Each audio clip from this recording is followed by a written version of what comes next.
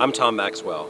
The best thing that Tim LaFollette did before he died was to become an advocate for ALS. And he did so through this series, Often Awesome. Watch it and spread it around to all your friends. Let's raise awareness about this disease and stamp it out.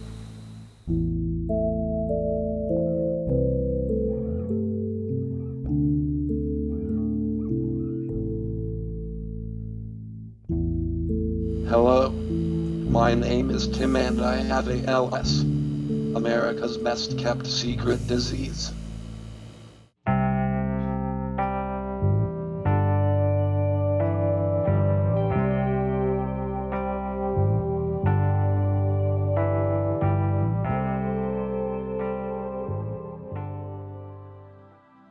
The last time I went to the hospital, we all knew it was coming.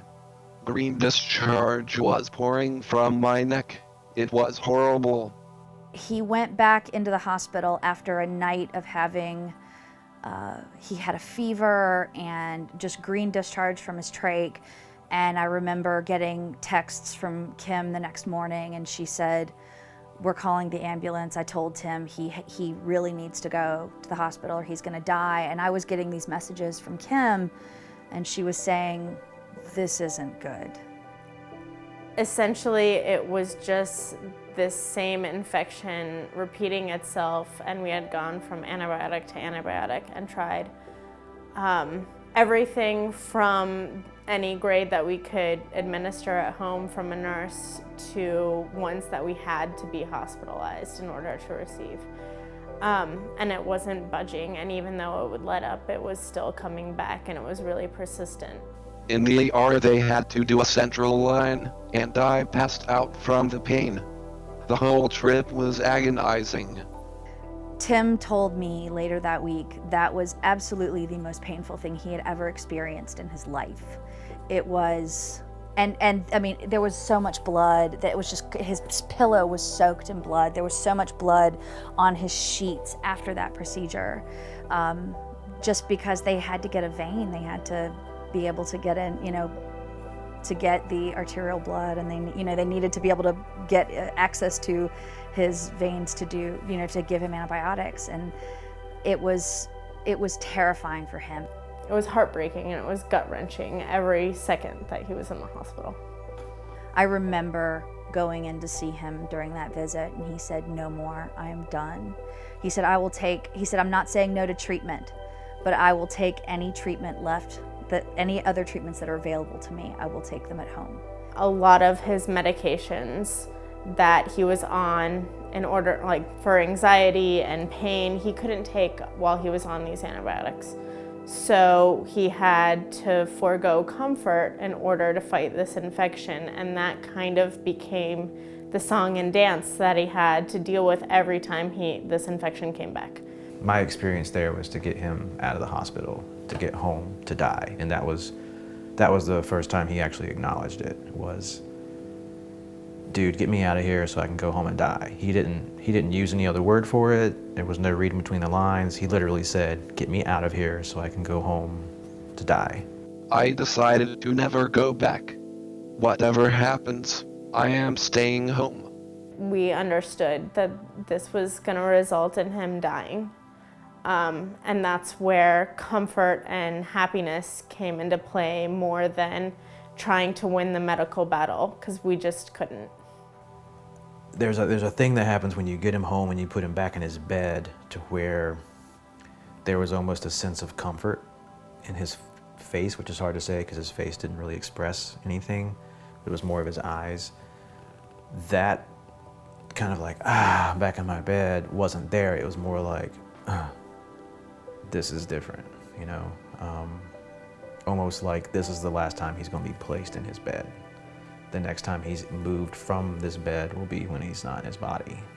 He had told the nursing staff to stop feeding him and didn't tell any of us.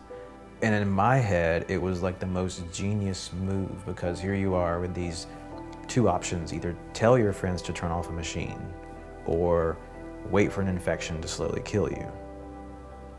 He wouldn't want to put that on us, so he just stopped eating. I have mixed feelings about being a face of the disease. I know that we reach people, but some days I feel like my life is just some story. And the fucked up thing is my death will bring that much more attention. I know it will. And I want it to. Because this is fucked up. And it has to be heard. Too bad I have to die to do it. I wasn't ready for him to be, to want to go. And I don't know that he ever really wanted to go. But I wasn't ready for him to accept it. And the only thing different about this time when he said goodbye was he would usually say, go get some sleep, or later hippie, or, something like love you. He actually typed, goodbye, love you, bro. And again, the convenience of having the Toby in front of his line of sight, I kind of started to cry. So I kind of stepped in front of his computer for a second and was like kind of wiped him away. And I was like, I was like, all right, dude, man, I'll see you later. That's when he fell asleep for 4 days. The Thursday that I came, Kim called and she said, this isn't good. He's been asleep for 36 hours. He's feverish. He's got a lot of green discharge. This is not good. So I immediately left work and I came over to his house and I asked him, I said, okay, where is the line between asleep and unconscious? Because I have a feeling that being asleep for 36 hours is not technically asleep anymore. And so she said, let's check. And so we took a flashlight and we lifted his eyelids to check his pupils to see if they were dilating. And one of his eyes was looking straight ahead and the other one was kind of cocked off to the side a little bit. And his pupils were reacting, but they were very sluggish. His kidneys had started to fail, and he, that Thursday night, came out of whatever it was that he was in. It was he and I and Devender and the nurse were in the other room, and he and I had our last conversation. I asked if he wanted me to ask him yes or no questions about what he was going through, and he said yes. And I asked him if he was in pain, and he said no. And I asked him if he was ready for end-of-life care. I told him what had happened, that he had been unresponsive for about a day, and he was fully aware what was going on.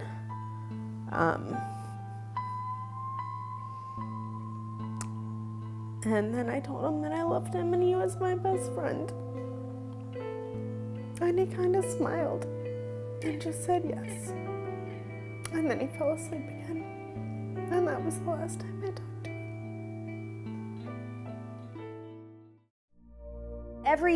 Every medical person we spoke to said there will be the last hurrah. There will be this moment where he might bounce back and have a good moment, and that will be, him saying goodbye before he drifts away. And I fell asleep. I remember falling asleep Friday night about 3 o'clock in the morning, just kind of watching him. And I woke up to his sister grabbing my foot, and it gave me a heart attack. I jump out of the chair and she says, Katie, he's awake. And so I wake up and Tim's just sort of laying there and he kind of looks over at me, and everybody else in the house was still asleep. And so we're going around waking everybody up, but I walked over, I'm sitting there and I'm just like holding his hand and I'm like, Tim, hi. And he says, and he kind of does his little nodding thing with his eyes, and I just leaned in and I kissed him and I just said, I love you so much. And then I looked back at him and he nodded his eyes, and I was like, that was what I needed. I needed that moment because I couldn't handle the fact that I wasn't gonna get to say anything else to Tim, and that I wasn't gonna get to say, an official goodbye, really. But I just wanted that one more thing, that one more moment with him. And I got it. We reached out to Mary Beth Geis, one of the main ALS nurses, and she said, the last things to go are hearing and smell. So he can hear you, For a while, we just thought he was comatose. You know, he was just there. So once we found out the dude could hear us, we just started, hamming it up, laughing, just being silly, really just pretending like he was half asleep. You know, we made a lot of phone calls that day, and a lot of people came by and came in and kissed him and said really sweet things to him. And it was really, people were bringing food, people brought booze, which was also very nice.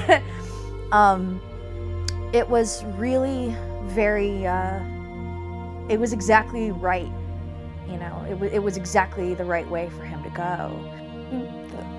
The most I could have ever asked for at that point was that nobody was sitting there anymore and crying about this guy in a bed who's just, the life is literally just wasting out of him.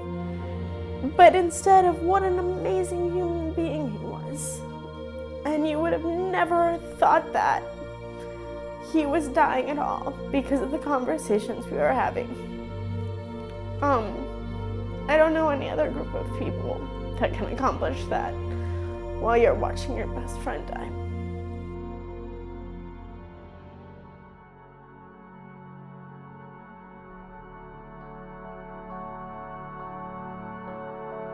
Tuesday was a very difficult day. The doctor came, and we called him because, we told him what Tim's condition was. And, basically, what do we do? And he said, I'll be there in 45 minutes. Anybody who needs to be there, get them there now. So we did. Dr. Wright comes over, and, there must have been 10 of us, 15 of us in the room. It's all a blur at this point.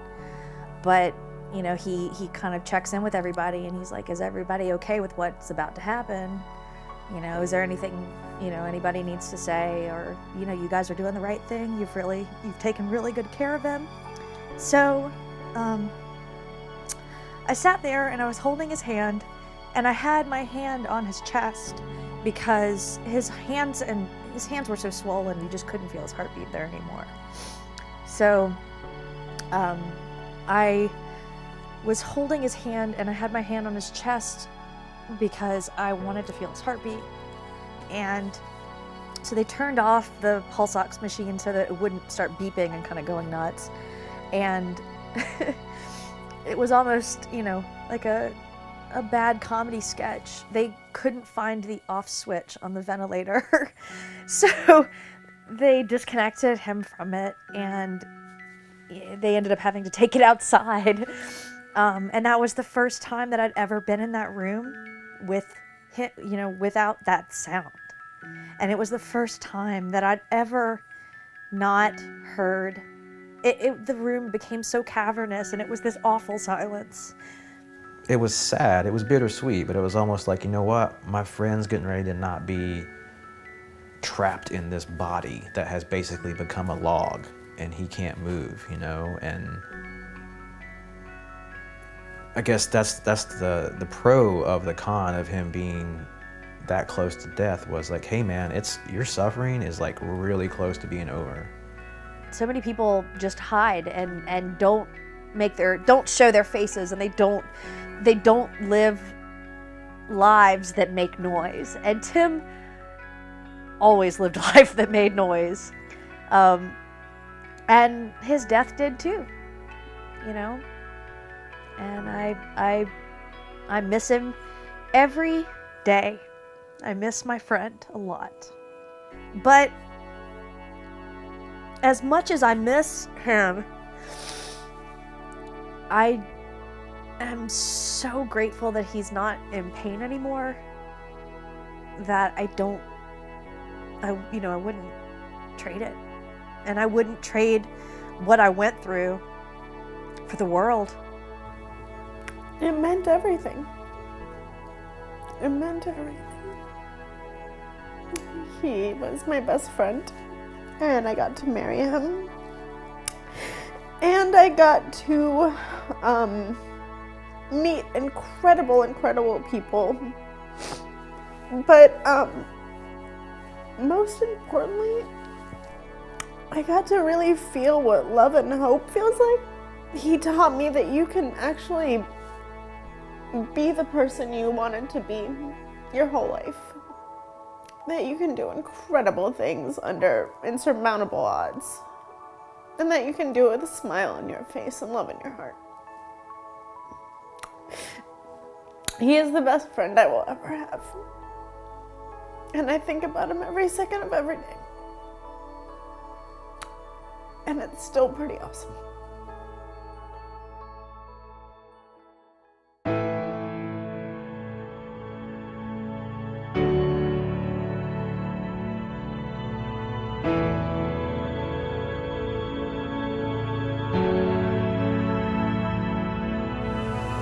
About 4 months after my diagnosis, I went to go see a grief counselor at the hospice center. And she asked me, what were my thoughts, what were my religious beliefs, what I thought about the afterlife and all that. And, I'm kind of Quaker-ish, but I'm agnostic. I don't know what's out there.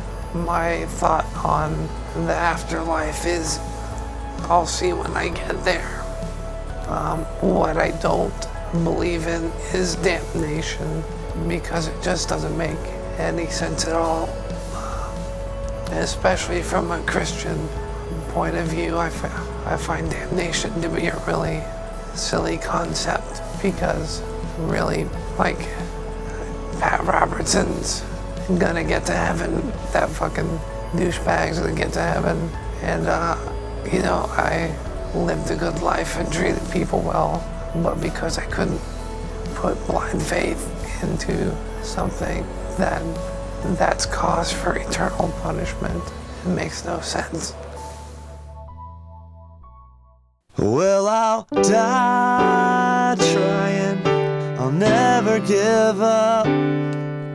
Even when the odds are down, when no one gives a fuck. And even when pigs are flying, hell is frozen up.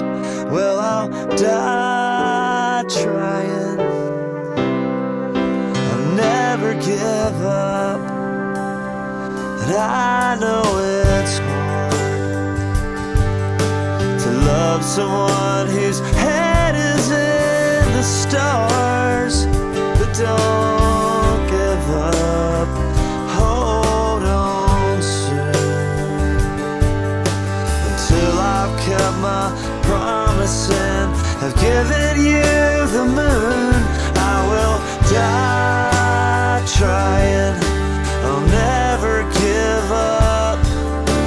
Even when the odds are down, when no one gives a fuck. Not even when pigs are flying, hell is frozen up. Well, I'll die trying, and I'll never give up.